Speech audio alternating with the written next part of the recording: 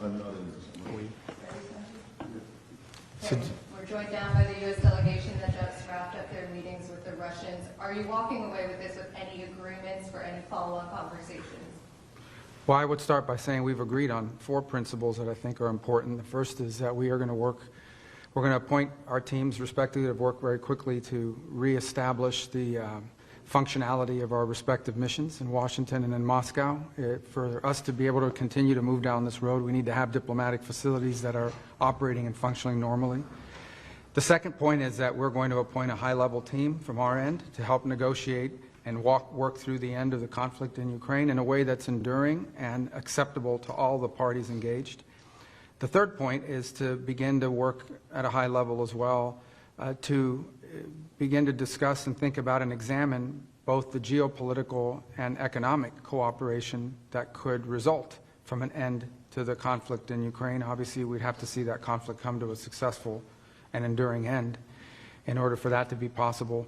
And the last thing we agreed to is that while our teams are going to be working on all of this, the 4 of us who were here today, the 5 of us that were here today, are going to remain engaged in this process to make sure that it's moving along in a productive way.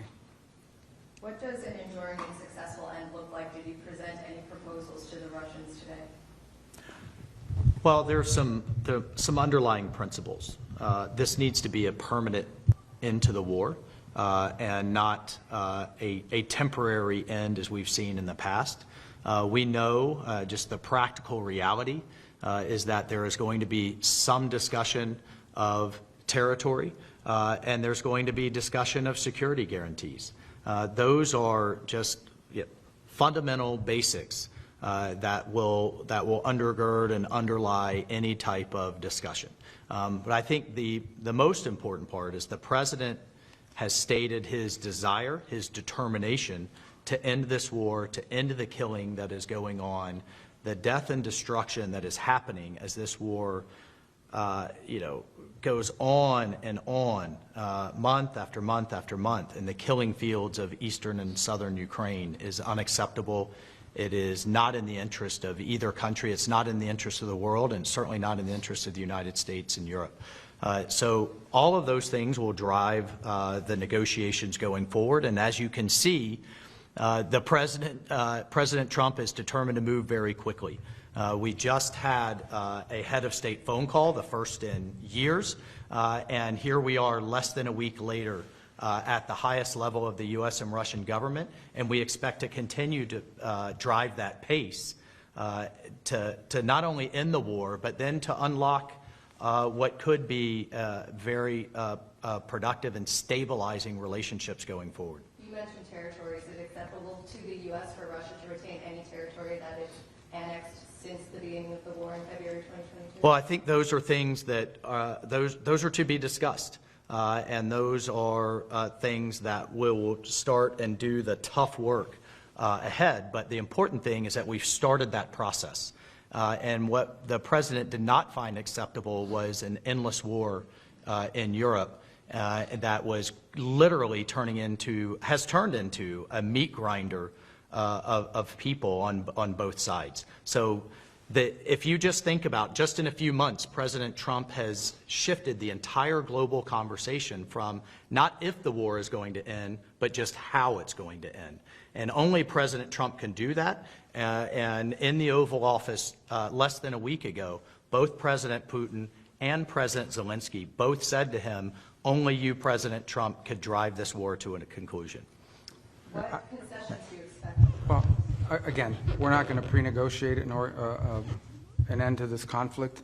These are the kinds of things that have to happen through hard and difficult diplomacy in closed rooms over a period of time. What's important to understand is 2 things. The first is the only leader in the world who can make this happen, who can even bring people together to begin to talk about it in a serious way, is President Trump. He's the only one in the world that can do that right now.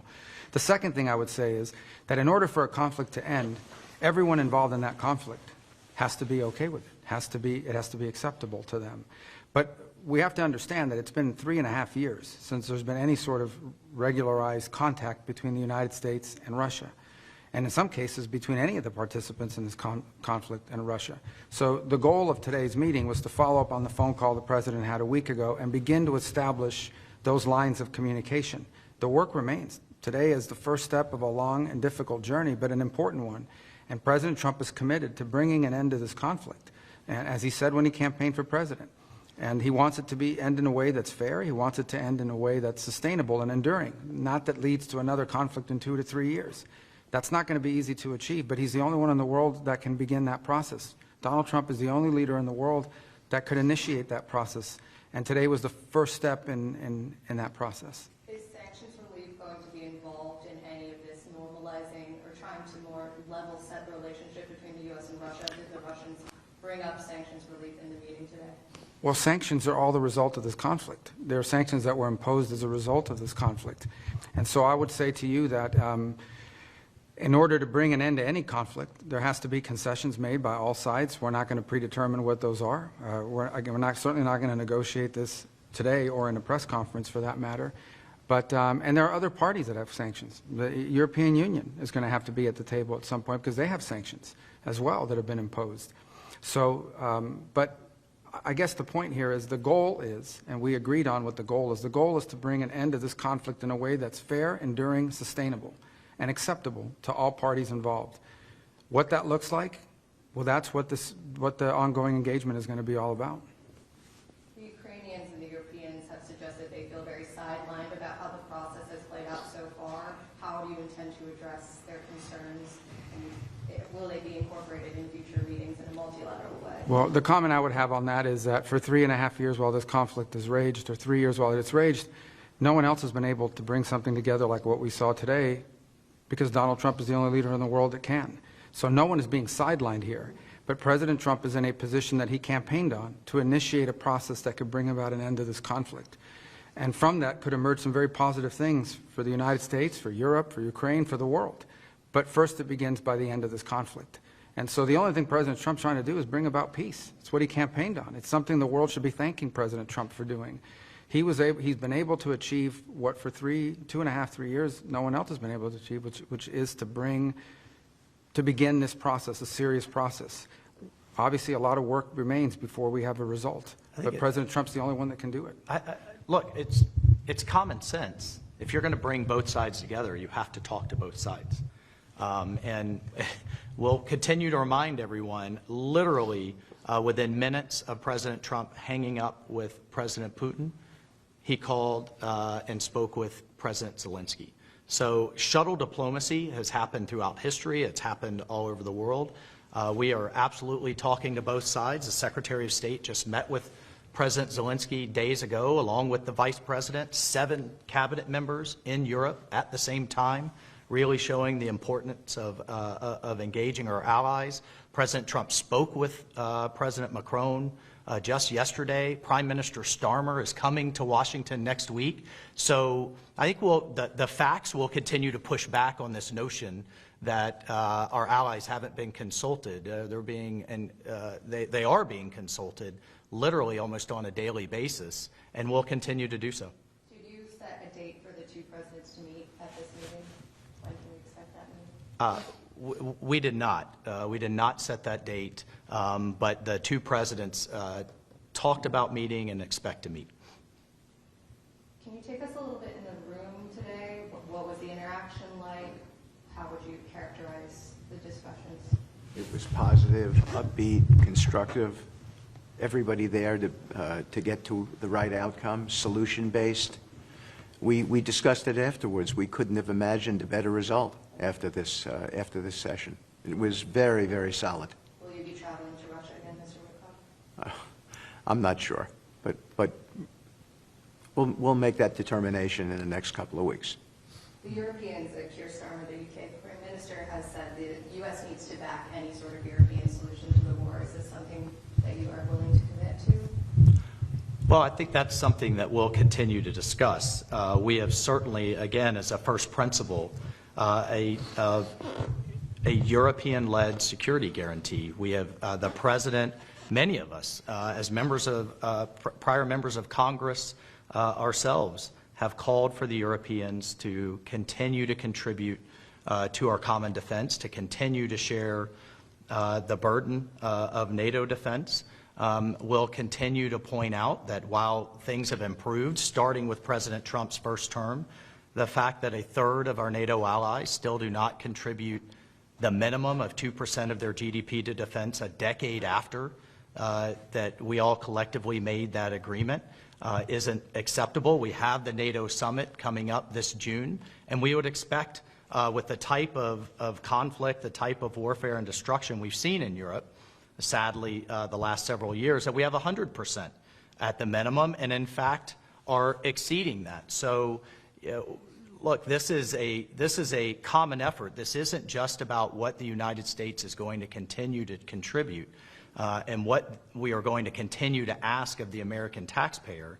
We all have to make those tough decisions. We all have to contribute to our common defense, and we expect that this to be a two-way street for our European allies. And the fact that both the United Kingdom, France, and others are talking about contributing more forcefully to Ukraine's security, we think is a good thing. Did you walk away from this meeting convinced the Russians want peace? You said it might take some time to be convinced of that. How are you seeing it now? I mean, I don't view diplomacy that way. I think diplomacy ultimately is based on actions. It's based on commitments that are kept.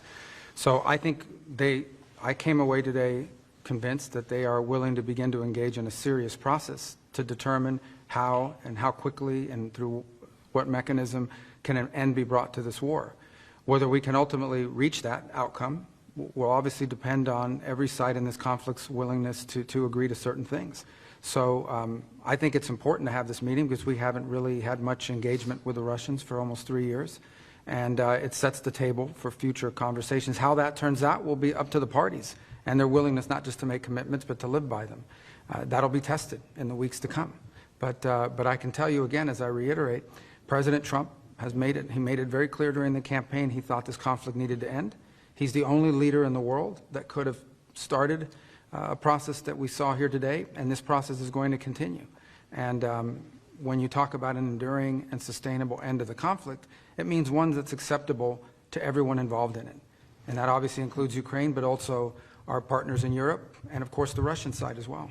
Sorry, I didn't mean to jump in there, but I just wanted to also take a moment, I think on behalf of all of us and the President, to thank our partners in Saudi Arabia, to thank our hosts for bringing this together, and particularly the Crown Prince Mohammed bin Salman and his team.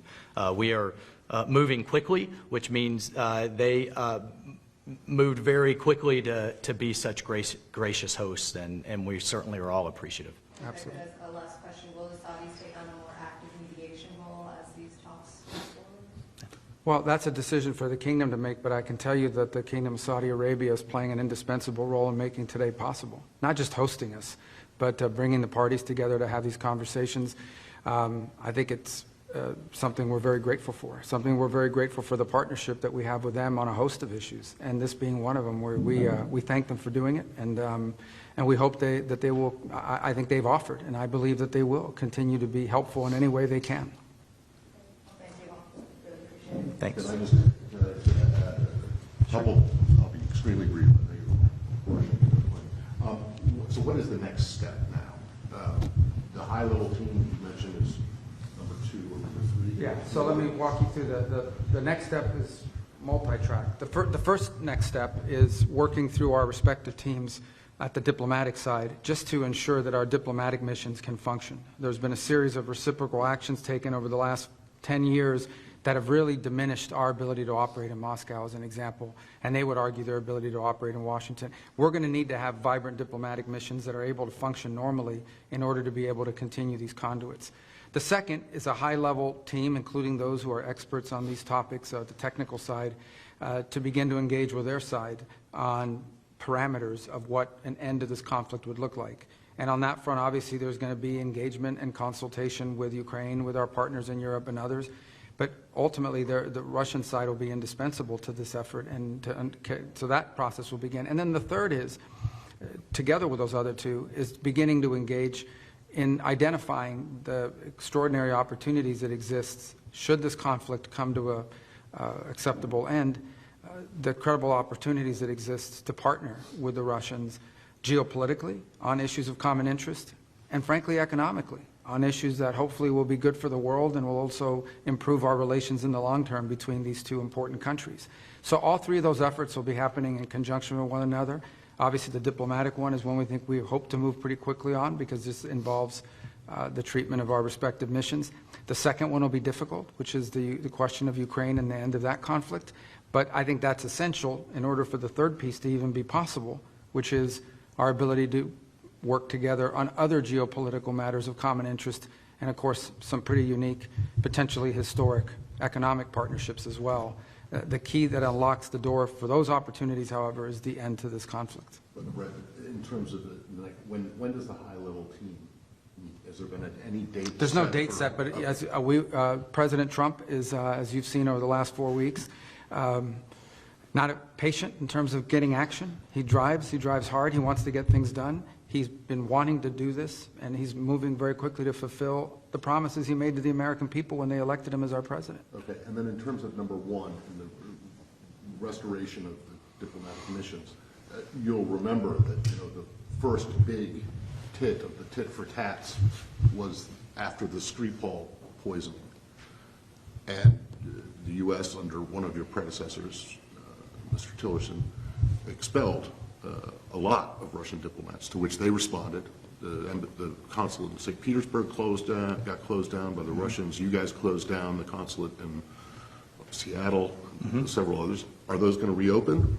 Well, that's what we're going to be talking about. And ultimately, again, I'm not going to negotiate or work on that in public. That's what these channels will be about. But ultimately, what the goal we need to have is we have to have some normalcy in our missions and in their ability to function. And the main embassies even. And in the main Just the embassies in main embassies, particular. regardless of the consulates. I mean, if our diplomatic channels are broken, it's going to be very difficult to consistently engage on a host of topics, including some unrelated irritants that could derail the broader talks on Ukraine.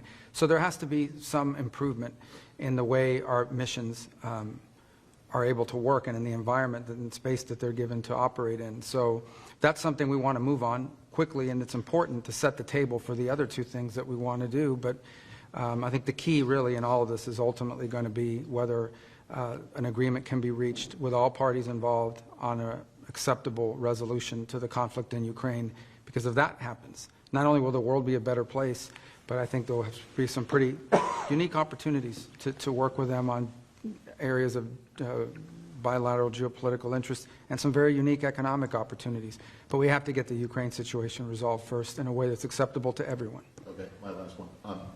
But does that mean if you get the staffs back to the normal operational level and staffs at the embassies, that you consider the Skripal case, the Crimea annexation, to be closed? There are no longer issues? Because I think, you mentioned that Keir Starmer is going to be in Washington next week. I can imagine that the Brits won't be particularly Yeah, again, I'm not going to negotiate or talk through every element of the disruptions that exist or have existed in our diplomatic relations and the mechanics of it. Suffice it to say that President Trump has pledged and intends to keep his promise to do everything he can to bring an end to this conflict.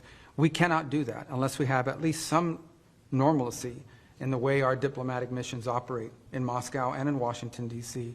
And so we need to work to improve that, and we're going to work with them to see what's possible within that context. Does that include removing Lavrov from rescinding sanctions that have been imposed? We're just not at that level of conversation yet, but certainly there'll be a number of topics that will have to be discussed along the way. We haven't even begun that process. Today was just an agreement to begin a process to talk about those things. All right.